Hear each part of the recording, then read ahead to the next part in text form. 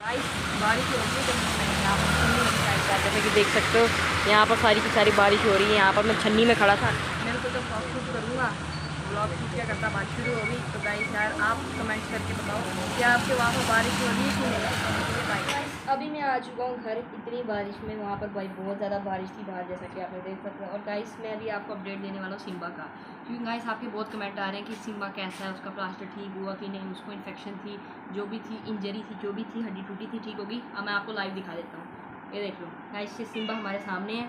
इसकी leg guys ठीक हो चुकी है, हमने प्लास्टर खोल दिया। बस जैसे प्लास्टर खोला ना हमने, एक रात भाई पूरी की पूरी गल गई थी, इसमें ना जख्में हो गई थी इसको।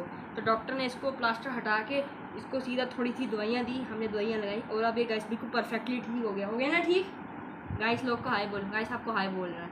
तो गाइस ये था सिम्बा का अपडेट, आई होप आपको पसंद आया होगा।